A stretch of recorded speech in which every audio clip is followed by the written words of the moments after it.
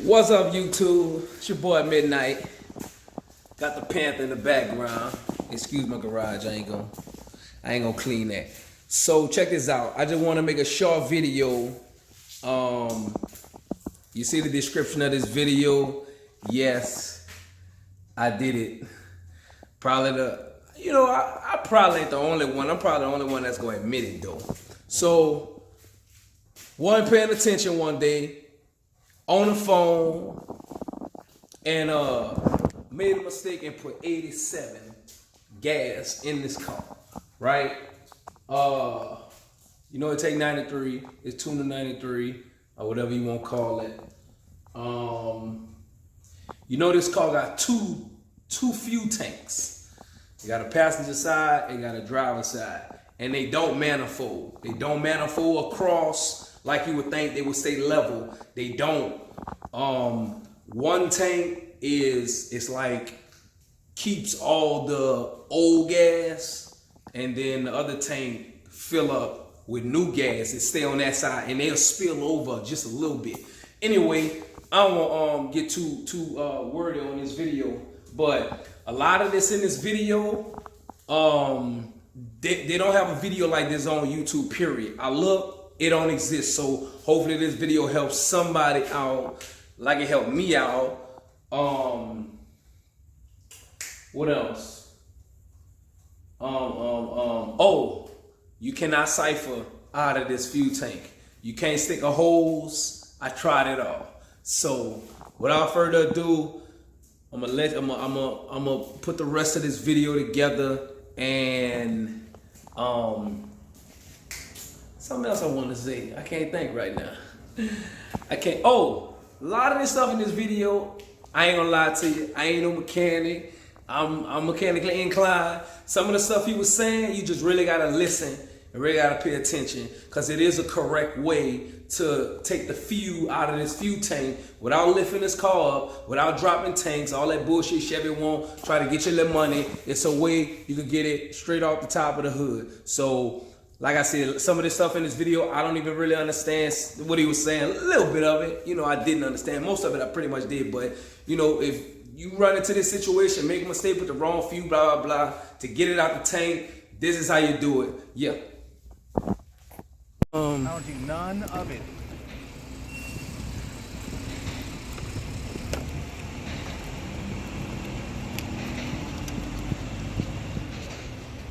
Give me a better one. There we go. I like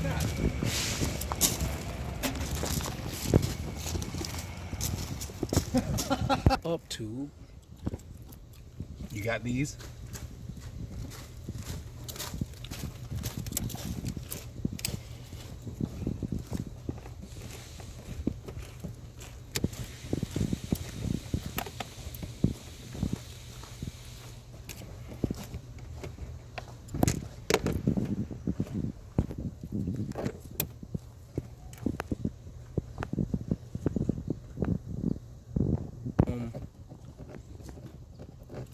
This is the Matco.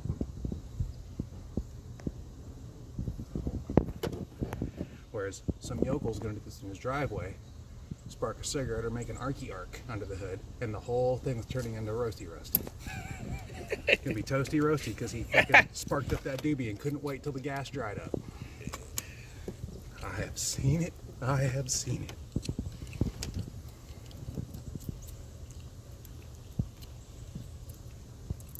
What pressure is it? Well, when your pump comes on, it would pressurize this, except for there's a release button here. Yeah.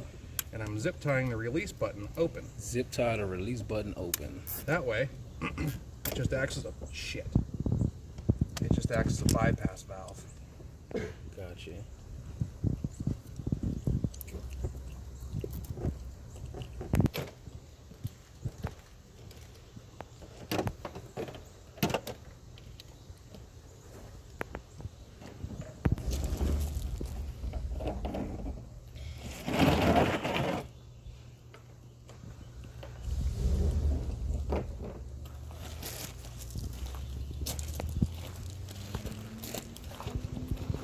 Keys?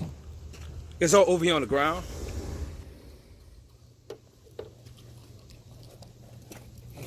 It's over here on the ground. The keys? The keys? Oh, on the trailer deck. Okay. Yeah, I'm sorry. I thought you guys thought I was on the ground. Ask real quick, and then Chris will come over here with the computer and change the timer.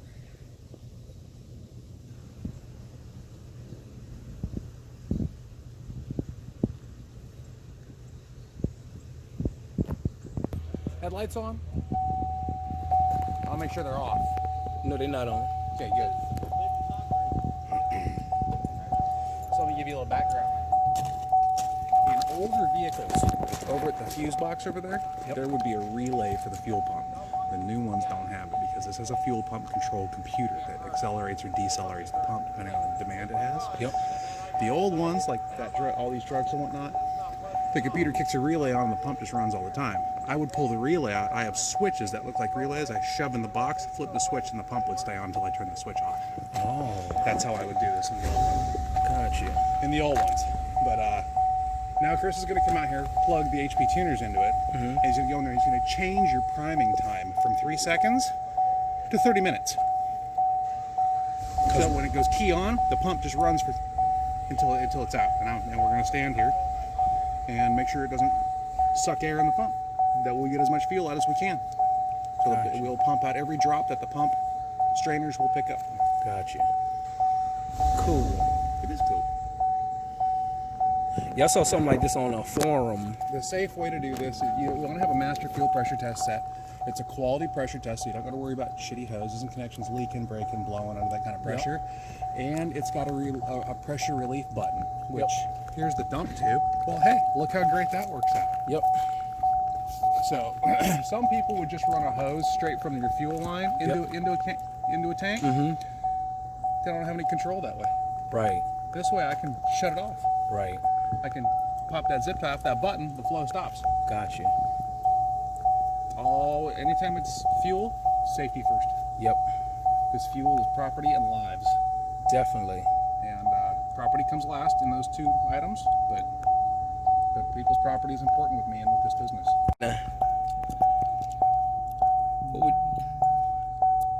Talk to me. I got you on camera. Not your face, just the process. There's no YouTube video about this, so I'm gonna feel like marketing.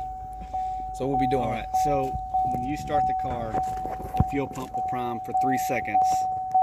Okay, when you do the accessory thing. Yep. So we can go in there and we can change that to where it will run for 5 minutes. Right. So we're going to prime the key, it'll kick the pump on, we'll drain the tank, Yep. and then once the tank's empty, we'll put it back to factory and you'll go fill it up. Okay. There you go. It's prime time, right? Yeah. We'll put it at 410 seconds, and then we will load that up. And now whenever it primes up, it's good to tank. Oh, okay. Got you. And it's a lot cheaper than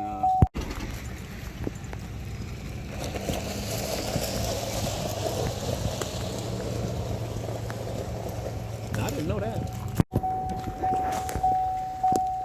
Fuel pressure test set comes with a lot of different fittings. Right. This is the fuel supply coming from the back of the vehicle. Yeah.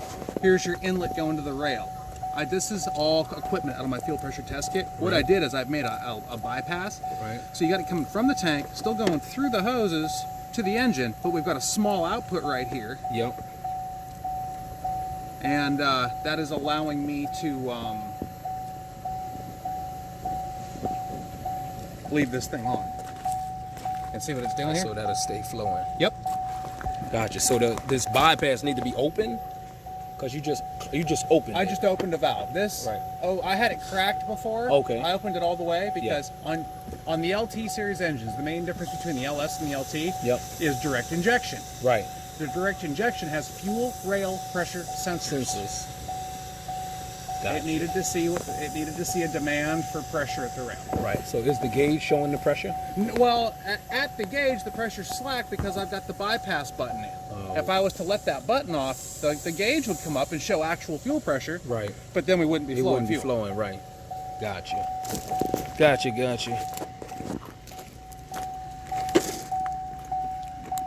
In it. And then go drop some fresh 93 on there.